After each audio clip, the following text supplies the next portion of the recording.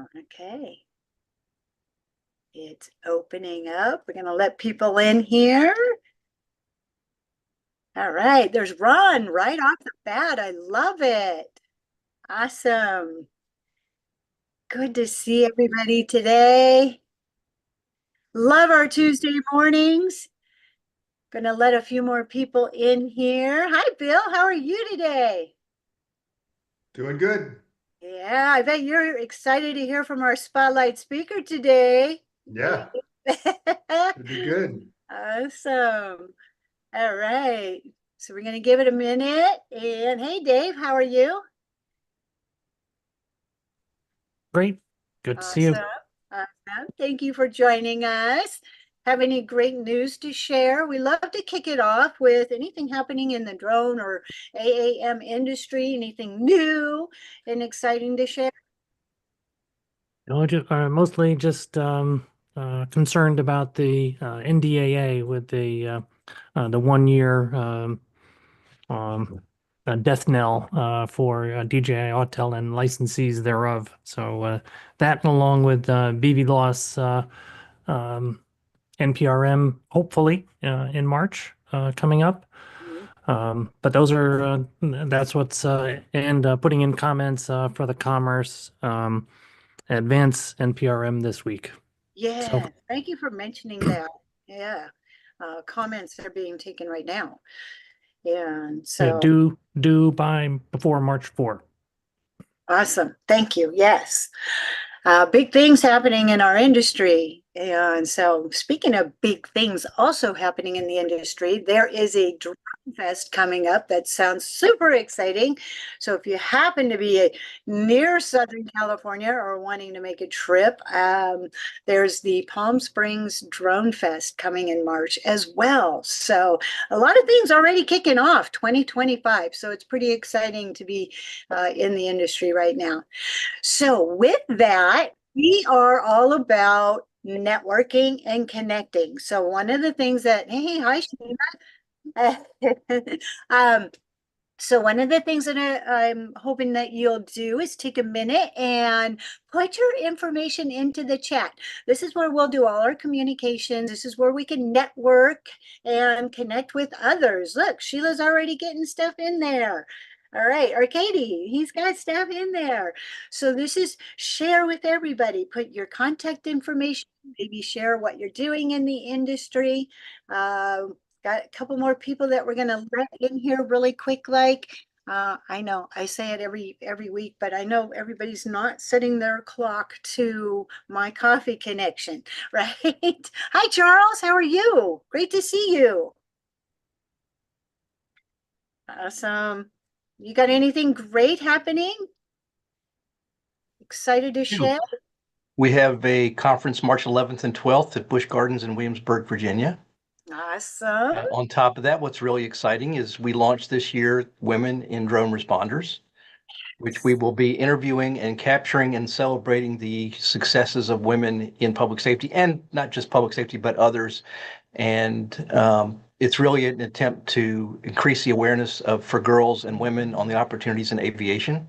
So we'll be having participants from NASA and some other agencies, MITRE, which is kind of exciting, plus the public safety agencies that have drone pilots. And I will offer any women here who want to come to the conference, I will give you a scholarship for free conference attendance. That's on us. So if you want to do that, send me an email, charles@droneresponders.org, and I will take care of you.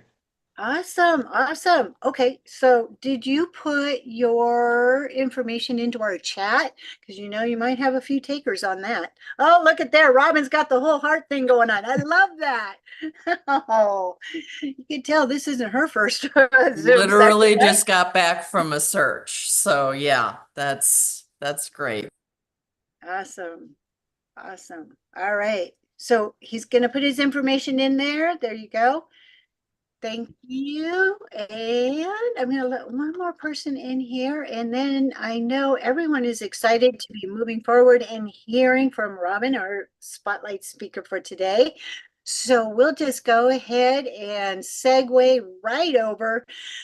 Very excited to have you here today with us, Robin. We have Robin Grace, and she is with MassDOT, which is Massachusetts Department of Transportation. I'm excited because I know there are so many exciting things that they are just paving a path forward. And so I'm going to segue over. I'll let you introduce more of yourself, how you got started, Robin. And I know you have a PowerPoint to share. So I'm going to segue right over to you and welcome you to the Coffee Connection and make you spotlight for everyone. Thank you for joining us.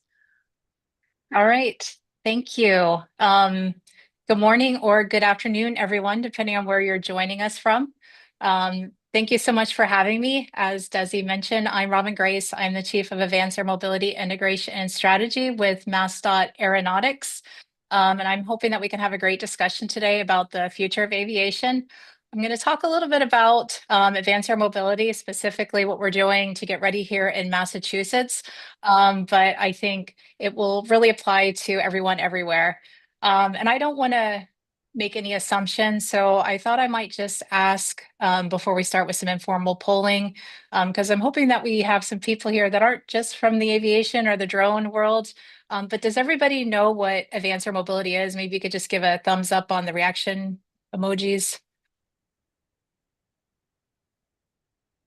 All right, so everyone has a pretty good understanding. And here in Massachusetts, it could be a very broad definition of what advanced air mobility is. Right now, we're just trying to think of it along the lines of the NASA definition, which is the movement of people and cargo using advanced aviation technologies. And that could really be anything from small drones to larger eVTOL aircraft. And that definition seems to serve us well. We could have a whole discussion about what should be included in advanced air mobility, but we'll kind of leave it at that for now. Um, and maybe with the thumbs up emoji, is there any healthy skeptics about advanced air mobility out there? I'm not seeing too many emojis, so I guess everybody is all on board. And if you do have a little bit of healthy skepticism, I think that's okay. This, at the end of the day, needs to be a mobility system that is going to work for all of us. And I think it's okay to ask questions and maybe be a little bit skeptical and make sure that it is going to be something that works for all of us, at the end of the day. So I'm going to start by telling you a little bit about myself. We'll discuss the future of aviation, and then I'm going to leave a ton of time for questions. So hopefully we can have a really great discussion at the end. So a little bit about me. I grew up in Dayton, Ohio, and I don't know if there's any Ohioans here on the call. If so, shout out to you all. And I'm going to start sharing my screen here. So let's make sure this goes off without a hitch. All right. Looks Yep, and that fabulous. looks awesome. Yep. All right. So as I mentioned, I was born and raised in Dayton, Ohio, and I don't know if it's sort of manifest destiny or if there's something in the water if you grew up in Dayton, Ohio. But I was bitten by the aviation bug quite early in life. Ohio is a self-proclaimed birthplace of aviation, and aviation is sort of all around us there. So as a child, I got to go to the Air Force Museum on school field trips. I got to learn all about the Wright brothers, see some of their old aircraft. And when I was 16, I remember it was the first time I went to the Dayton Air Show. I don't know what took me so long to get there. And I saw all these airplanes flying around. I thought it was the most exciting thing I'd ever seen. And it was clear what I wanted to do with my life very early in life. I started to do some research. What do I need to do to be able to fly these airplanes? And I determined that I had to go to the Air Force Academy and I had to become an Air Force pilot. And I would tell anyone that would listen to me, that's what I wanted to do, probably bored everybody about it. And for the most part, everybody wasn't as enthusiastic as I was. Everybody kind of gave me that, yeah, right look. And there was one person, I'll always remember it, my Uncle Dell. He's like, you know what, if that's what you want to do, I believe in you, you can do it. And that really meant the world to me. And it was something I always remembered in my life. So it was funny when I was introducing my husband, Derek, to my Uncle Dell. I told him all about my Uncle Dell, how he was the only one that believed in me. And the first story my Uncle Dell told my husband, Derek, was, when she was a teenager, she said she wanted to go and fly airplanes. And he's like, I thought there is no way that's happening. But here she is. So thought it was kind of funny. I'm like, well, the one person that said they believed in me really didn't, but you know what? They told me. So I think the moral of the story is, especially when we're doing outreach with the youth, just give them the encouragement they need. You never know what it's going to do for somebody. So there I was. I joined the Air Force. I became the pilot that I wanted to do. And it was funny. Like a lot of other people that joined the Air Force, I really wanted to be a fighter pilot. When I was in pilot training, I was really working towards that. I had a great instructor. He ended up being the squadron commander, so that was a little daunting, former fighter pilot. And when we got to do formation flying, I found out that I really didn't like flying that close to other aircraft. It just seemed so counterintuitive to me. So after my first formation flight, when I landed, I remember my instructor looked at me and he's like, "Do you still want to fly fighters?" And I said, "No." And he said, "Okay, good." Because that was obviously not where I was meant to be. I ended up going the heavy route and flying AC-130H gunships. I actually became the first female aircraft commander in the AC-130H.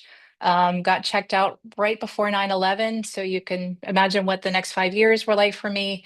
And then there was an opportunity for the Air Force Special Operations Command to stand up the first unmanned aircraft squadron. They called them probably UAVs or RPAs back then. I don't remember. There's been so many iterations of what the US Air Force called them, but remotely piloted aerial vehicles. And it's funny, when you try to take pilots out of the cockpit, they don't actually want to go. So I didn't have a lot of competition when I said, yeah, I'll go. And that was a good thing. And I went and did that for 15 years and I haven't looked back. And in all that time, I used to daydream about all the cool things that we could do with this technology. I used to think about it. Here we are halfway across the world flying these aircraft. There's so much we could do. So when I got out of the Air Force and I had the opportunity to work for the Department of Transportation, I was like, I know what I want to do. I want to apply some of this technology and see how it can improve the way that we ultimately move in the world. So I am very excited to be with MassDOT. I've been with MassDOT for 6 years, and they say the team makes the job. And undoubtedly, with this team, it definitely makes the job. We have such a great team. I'll tell everyone a little bit about it. So we fall under the umbrella of MassDOT Aeronautics. There's two different sections of MassDOT Aeronautics. There's the traditional aviation section, and then there's the advanced aviation technologies section. So our traditional section has been around for quite a while. They oversee the 35 public use airports in Massachusetts. There's actually 38 airports in Massachusetts, but we don't oversee Boston, Logan, Worcester, or Hanscom. That is overseen by Boston, Logan, or sorry, by Massport. The other section is the advanced aviation technologies, and we do everything kind of under the sun there that has to do with advanced aviation. So we have a drone program that I'll tell you about. We do advanced air mobility. We do counter UAS and basically try to prepare for the future of aviation. All right, so I'm going to talk a little bit about the drone operations program because I led that for 4 years. And now that's being led by Chris Grazioso, and he's doing a great job. He will also be at Drone Responders. So just a little throughout of that. And this is a really great program. It started with just a few hundred flights a year, and now we do over 1,000 flights a year. We've done over 5,000 flights total. And that number is about to really expand because we just trained our first group of bridge inspectors, and we're set to train over 50 additional highway and MBTA personnel this year. So what that really shows is that people are really starting to understand the value of drones, especially around transportation use cases. There's so many efficiencies. It really improves the data quality and it really improves safety. So we work across the entire Department of Transportation. That includes highway, rail, and transit. The MBTA, which is the Massachusetts Bay Transit Authority, that oversees the ferry services, bus service, commuter rail, subway. And then we do work with a lot of other state agencies, including the Massachusetts Emergency Management Agency, Department of Conservation and Recreation, and just to name a few. So many great use cases out there for drones, especially around transportation. This data really helps make decisions that will improve mobility here in the state. And I don't know if anybody has had the pleasure of driving in our state, but any data really helps improve the quality of getting our traffic moving, the rail running on time. That's so important. And really working in the transportation agency is such a great thing because I really love transportation. The whole world depends on transportation. So each one of us is impacted by transportation every day, whether we know it or not, from moving things to our house to us getting somewhere. So I think it's a lot of job security. And I think it's also a really great field to get into. So I just wanted to put that little plug in there for anyone that might be interested in a job in transportation.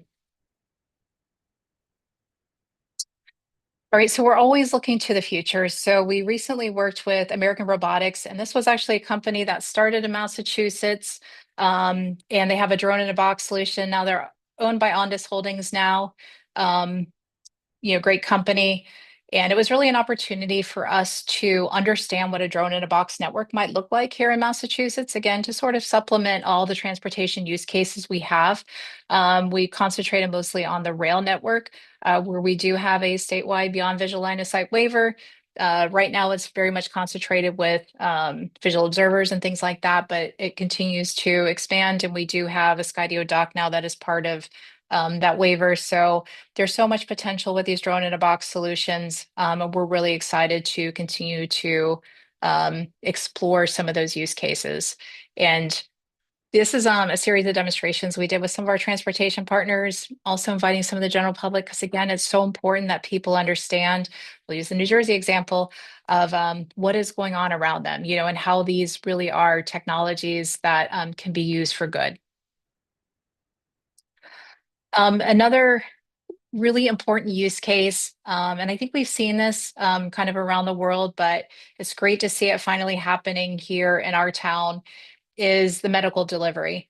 So we recently partnered with Mass General Brigham, which is a great healthcare organization up here in the Northeast. They're looking at doing some at-home healthcare. And the advantage to at-home healthcare, as I found out, is that people convalesce much better at home. It reduces costs, and it also helps alleviate having enough hospital beds. And they think that drones are a really important component for this at-home healthcare. They can deliver tests, they can deliver medical supplies, basically prevent people from having to navigate the streets of Boston, which can sometimes take a long time just to go a mile. So we're really excited to continue to do this with them. You can see they partnered with a lot of industry folks. Right now they're partnered with Dragonfly, Drone Up, and a few others came and did some demonstrations. And again, the intent was to show the healthcare community as well as the general public, hey, this is something that could really improve the quality of life for everyone. So it was really great to do some of these demonstrations. All right, I'm going to focus mostly on advanced air mobility from here on out, because that's what's very near and dear to my heart now. So here in Massachusetts, we have four main initiatives. We have a state roadmap, which we have completed and we're now executing, which is really exciting. We have the blessing of the Secretary of Transportation, who is very supportive of this. We have some very good support from the governor's office as well. Another important component was to do a market study, and that was completed by the Boston Consulting Group. We really wanted to understand what some of the opportunities were around the state and how this could impact our economy and things like that. And, the numbers for that are quite positive. It was also important that we knew how to sort of sell this to the governor's office. One thing that they're very much in favor of is smart mobility solutions, the technology that supports those smart mobility solutions, and anything that's a little bit more sustainable. So advanced air mobility sort of fits the bill for all of that. So we really wanted to understand what the opportunities were. Demonstrations and challenges is something that we're really focusing on last year and this year. Again, community acceptance is really important. So we want to make sure that we're starting to socialize these technologies. We want to make sure that when people see drones flying over or eventually eVTOLs, they understand, that these are supporting public good use cases. And then We're nothing without infrastructure, so we're starting to look at how to fund and pilot different infrastructure so that we're ready once once the operators are ready to come here and fly. Something really important is that MassDOT is part of a Massachusetts Advanced Air Mobility ITF team, which is the Integrated Task Force. This is industry-led. It's led by a nonprofit called Mass Autonomy, who is focused on reducing the burden on government so we can bring new and novel technologies here to Massachusetts as well as to our region. And this is really a great team that's come together. We're trying to push the industry and really concentrate on those 4 focus areas that I just described to you. So I think, maybe in the past when we've talked about advanced air mobility, it seems like something that's far-fetched that, we may not see for a few years. That's something that's down the road. But I think it's something that we're going to find is here before we know it. So I'll give you a few examples from here in the New England region. Cape Air, who is a really important regional air mobility service provider, they have recently entered into agreement to buy electric aircraft. So that's really big. There's other Part 135 operators that have shown an interest in providing regional transportation that are hydrogen powered. That's very interesting as well. United Therapeutics, if anybody's familiar with them, they're going to be flying one of Beta's aircraft, which are a New England company, and they are going to be doing organ delivery. So when I talk a little bit about the charging infrastructure, they're actually installing electric chargers up and down the East Coast to enable that organ delivery network. So we're already starting to see that people have some business cases here, and we need to make sure that we're ready for it. We want to make sure that we put the infrastructure in place that will enable this industry. And most importantly, we want to make sure that we're not doing any policies that are going to hurt the industry. Another project that's really exciting for us is we were recently awarded a grant by the U.S. Department of Transportation, a SMART grant, and that was to look at using the Cape Cod Hyannis Airport as a smart microgrid. The thing that's interesting about this, it is truly multimodal. So not only would it involve electric charging for aircraft, maybe even looking at hydrogen production, hydrogen storage, but it would also help to have charging for the regional bus authorities who are looking at having electric buses. And then we really started to think of all the land that's available around airports and how there really is a lot of possibilities to store energy at airports that could ultimately serve not just the airport, but the communities themselves. So we're very much in the planning stages of this grant, but I think there's a lot of possibilities.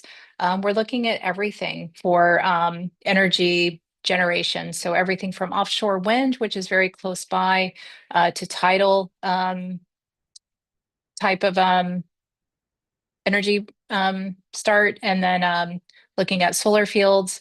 So there's a lot of potential with this, and this is something that we're really excited about. And we think that, again, this isn't just going to support airports, but it could support a lot of our community needs and freight networks around the country. So again, eVTOLs are just one component. I talked about hydrogen. There's could be hybrids. There's a lot of things that are going to come about with the future of aviation. Beta has been going through and they have been installing charging infrastructure. This was the first one that happened. This was at the Marshfield Airport in 2023. And they installed some additional chargers last year in 2024. And then they have a plan for more chargers again in 2025. So I think we'll be up to 7 or 8 airports by the end of 2025. And when we think about infrastructure, charging is just one component.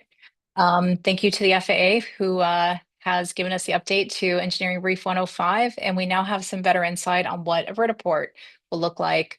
And, we already have a lot of infrastructure that's our general aviation airports. So we want to see how that we can leverage that and how we should be thinking about our entire general aviation airport ecosystem and how that might support advanced air mobility.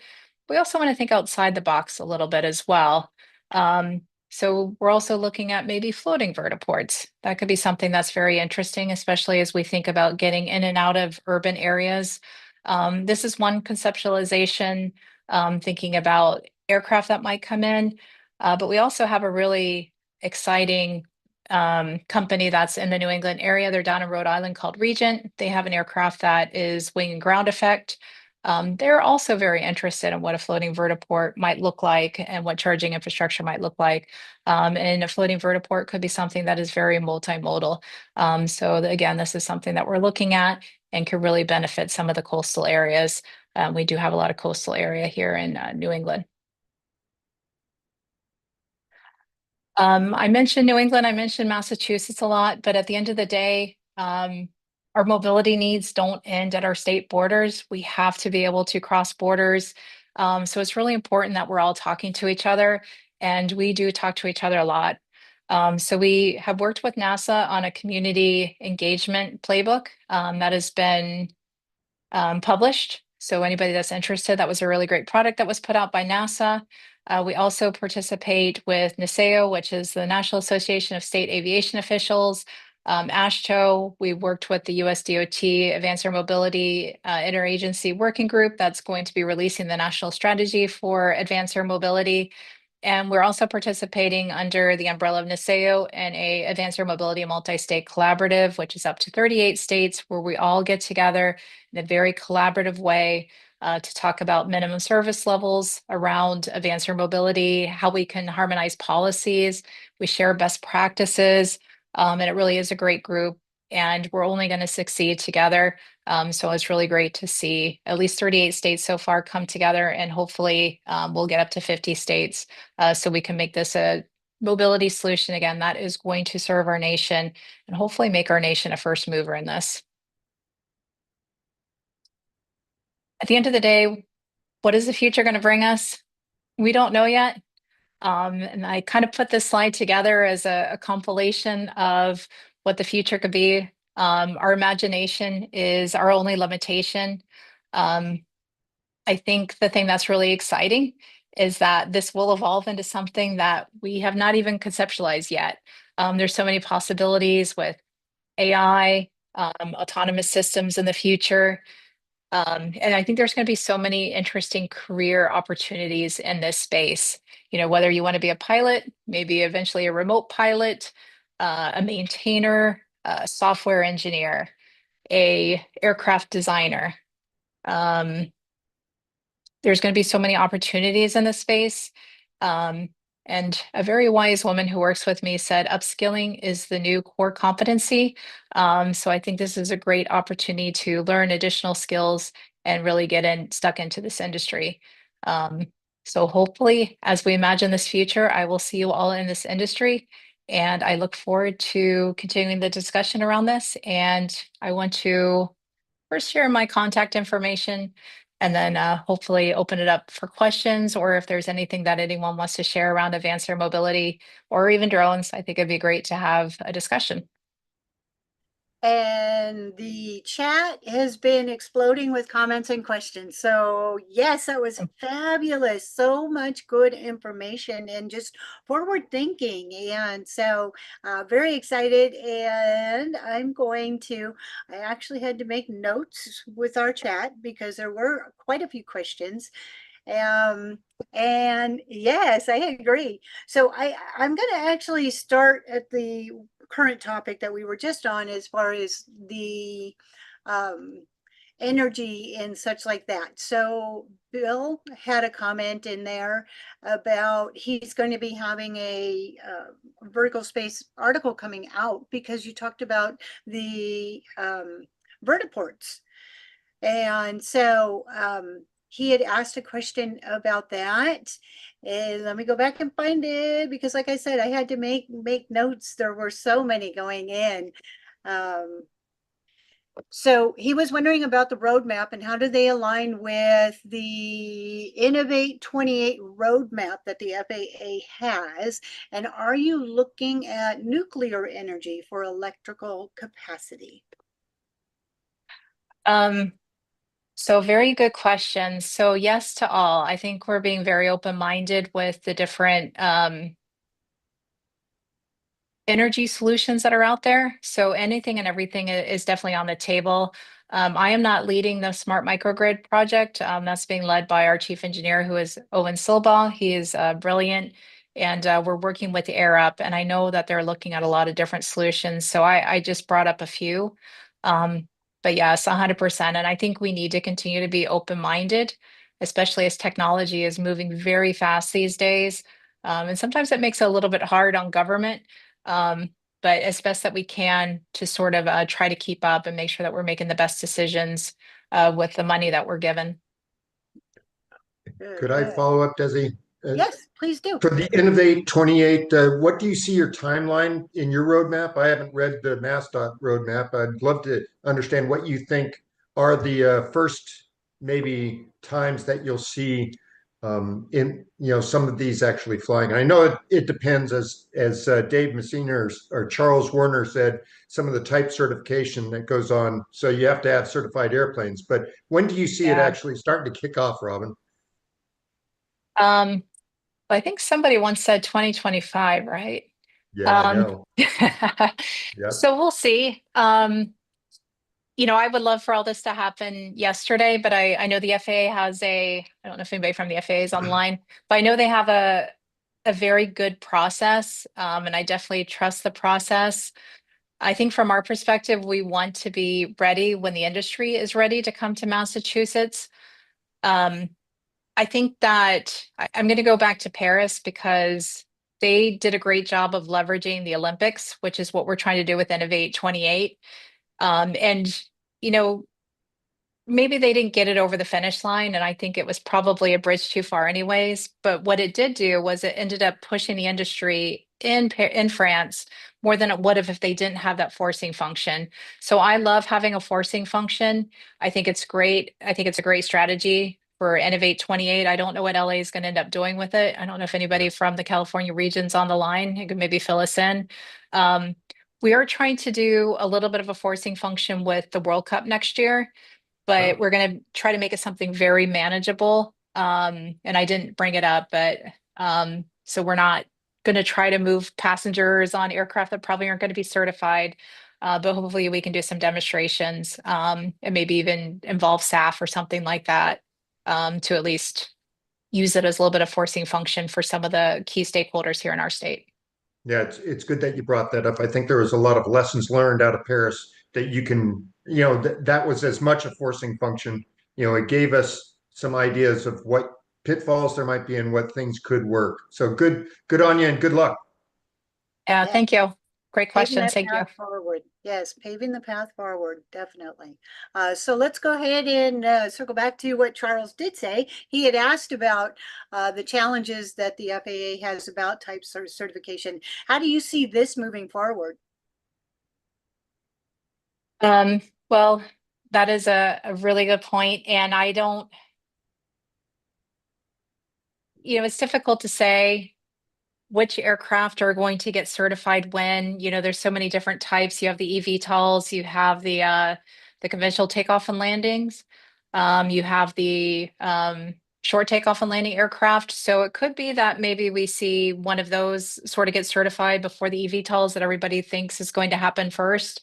I think you also somewhere in there brought up the emergency response use cases, Charles, which I love because I think that there's so many practical ways that we could use these technologies before we think about moving passengers to help with wildfires. And we're seeing that already, especially out in California. Medevac. I know that they were used quite extensively down in North Carolina just to better understand what was really a tragic situation down there. So I really think that's a great place to start. And I think, when you start to look at risk tolerances, you're probably willing to take a bigger risk when it comes to emergency response than you are just for everyday passenger movement. Awesome. Go ahead, Charles. I see you had something to say. I just wanted to add too that I think the type certification we saw, the FAA failed miserably with the UAS type certification, which is still not up and running. So it's kind of frustrating when we're looking at the bigger aircraft. It seems like when it's different, it's new, and we're running into the same problem with DFR, with drones of first responder and the technologies used to do the detection.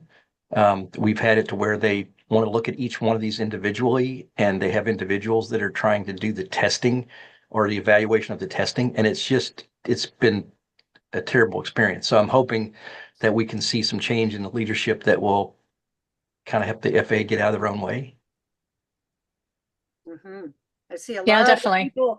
Go ahead, Bill. I see a lot of people nodding their heads here, and go ahead. Yeah, Robin, you pointed out Regency, and their certification path is a little different than most, right? They're going through the Yep. Coast Guard for their certification path. Maybe you could explain that, and how do you see that as possibly being the first entrant? Actually, in my mind, that could be an early entrant into this, given that they could possibly get an early certification. Yeah, definitely. I will try. I don't know too much about their certification pathway, but it is different. So they won't go, they're a wing and ground effect sea vessel. So they will go through a certification process. You might know a lot more than I do about it. I don't know if it's through the Coast Guard, but they could have the quicker path to certification than maybe some of the air vehicles. And I think they're beginning I know they just broke ground on their manufacturing facility, which is really exciting. And I think they're going to have their first real size prototype this year.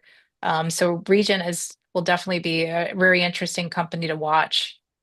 Yeah, I I wonder if the Coast Guard has the expertise to do the certification the way the FAA does in a safety point of view from a flying vehicle point of view. They certainly could do the sea vessel point, certainly, but we'll have to see. I was just wondering if you had any insight. That's great. Thank you. It couldn't be any worse. Right. Well, you never know. Famous So last words. before I before I circle back up to a couple other questions that we had previously in our chat, one just popped in from Dave about is MassDOT involved with NASA or on UTM? We are not. So we've obviously read very impressive papers put out by NASA on UTM and how they've been able to think about it. We're actually in meetings this morning, so it's very relevant. We're thinking about it as UTA right now, which is unmanned traffic awareness, because we don't really know what UTM is going to be yet, but there is definitely a very operational need to have an understanding of where people are flying, whether we're responding to an emergency situation or we just want to understand who's flying around our rail infrastructure. Having that awareness is a very real need. So that's how we're trying to look at it for now and see how we can scale it from there. Awesome. All right. And then also over in our chat, Arcadia had asked he had said that he reached out to MassDOT about the UAS SAR program. And are they using any UAS at this time, or are they planning to do so in the future? So for our search and rescue organization, Right. sorry, I want to make sure I just, okay. Right. Okay, I got you. So wait, SAR is search and rescue, Search and correct? rescue, yes. Okay, just want to make sure I had the Sorry. abbreviation right. So we work with the Massachusetts Emergency Management Agency, as I mentioned, and under that umbrella, there's a lot of state agencies that are ready and equipped if we need to do search and rescue or anything like that. And there's a lot of really great organizations in the state. A lot of the police have drones, so we are willing to assist with anything that might happen down the pipeline. It's not one of our core competencies. We're not a search and rescue organization. There's a lot of subject matter experts for that, but we could certainly assist with something like that, I think, in the future. Awesome. So I think a good way would be to follow up if you wanted to. Thank you very much for that. All right. He's currently working with the Boston FD. So awesome. Whom would you Okay. recommend speaking to? to further the discussion? You can reach out to me or Chris Grazioso. If you reach out to me, I can get you in touch with Chris Grazioso. He's going to be definitely the point person for that. And I'm really excited because I think the Boston Fire Department has a great program. Mike Pavone is doing a great job with it, and they're very collaborative. So we would definitely welcome the opportunity to see how we can integrate well with the Boston Fire Department, just how we can work together. Great organization. Awesome. And I believe further up in the chat that Charles said that he's going to be on the program or speaking at your event. Is that true? Is that what I caught in there, Charles? Chris Grazioso will be one of the panelists on our state activities. And as I mentioned in the chat, Robin, we'd love to have you at the conference. Awesome. Thank you. I would love to be there. Yeah, and This I'm is glad that you definitely- invited Chris. He's awesome. Yeah, that'll be excellent. Yes. Uh, Early on in our chat there was a lot of conversation about the drone operations and such like that. So I do want to kind of address that. I know we moved on really quickly and focused on some other stuff, but what are some of the logistics about the drone delivery services for both small and medium haul, and what is available at this time was a question that Bill had. Yeah, really good question. So there's a lot of companies out there that are really doing a fantastic job around drone delivery. And I'll give out a shout out to what they're doing in Texas, which I think is really interesting. You know, it's industry led. I think they're seeing a lot of positive feedback from the community. And it was also sort of an opportunity for them to get together and have a UTM type of solution where they could start to think about deconfliction. So as far as the infrastructure that's needed for the drone delivery, I think it's going to depend on where you are, because I think delivering to suburban Texas is going to be way different than delivering to Boston or suburban Boston. We're very population dense. So I think that's a very interesting question. And if we look at a lot of the drone delivery companies, some of them are concentrating a little bit more on UTM, some of them are concentrating on the delivery mechanism, some of them are concentrating on what would receive the delivery. And I don't know what's going to happen with the drone delivery business. I don't know if we're going to start to see some consolidation in the future, but I think each one of them has a niche that will definitely contribute to different population centers across the US. And Desi, I'll follow up a little bit. Thanks. Okay.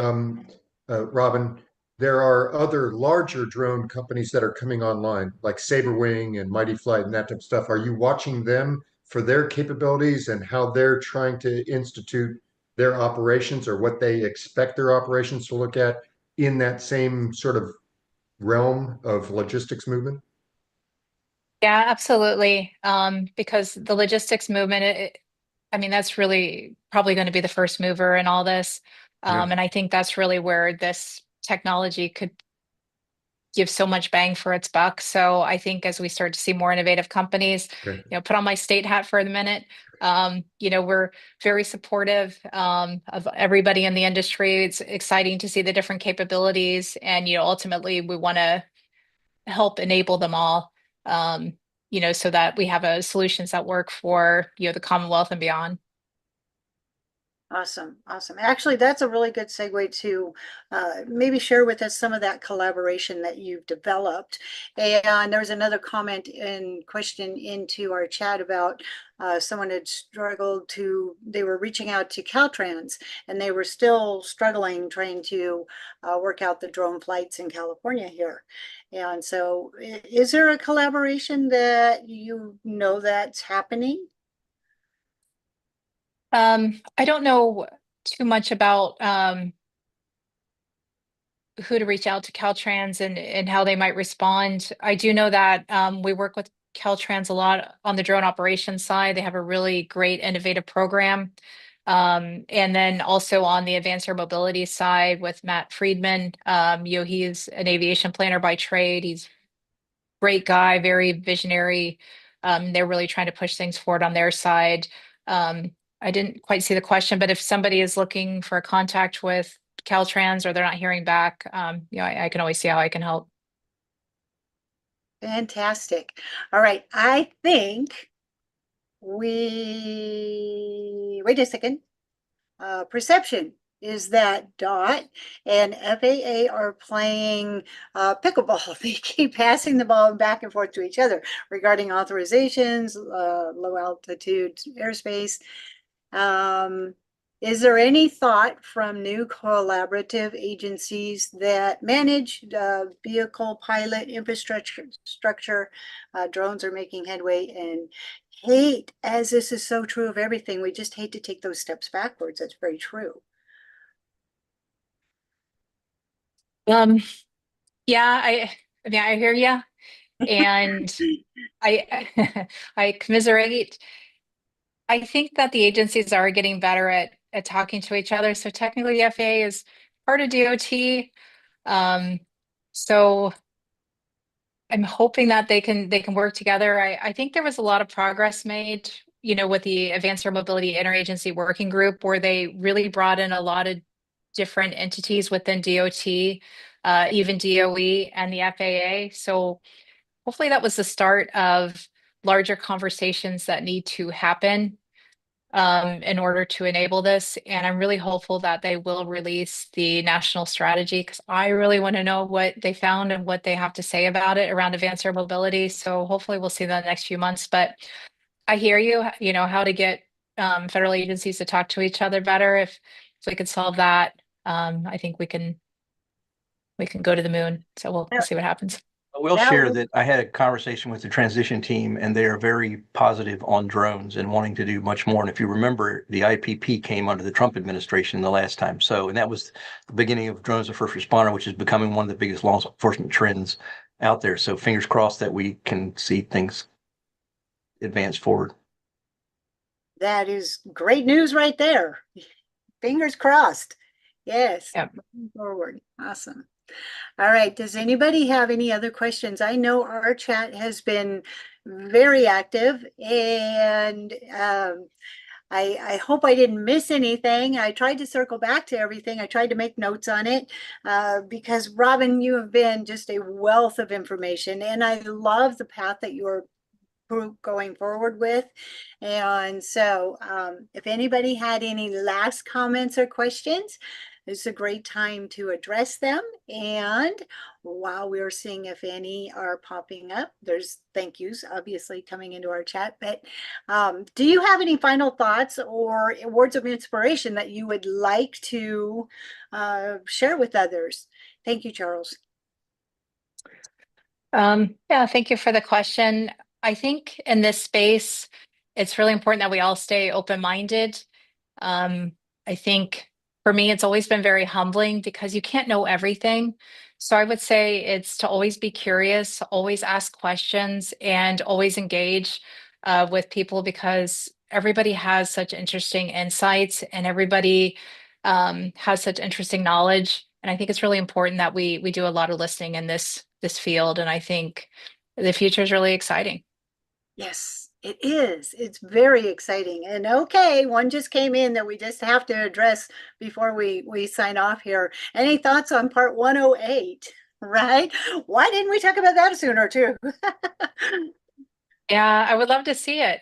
I hope we see it this year, but we may not see it for a few years. So I'm excited about it, like we all are. I don't think it'll be the end all be all, but I think it will enable more efficiency in being able to accomplish BV loss operations. So I'm really excited to see what comes out of it. I'm not holding my breath that we'll see it this year.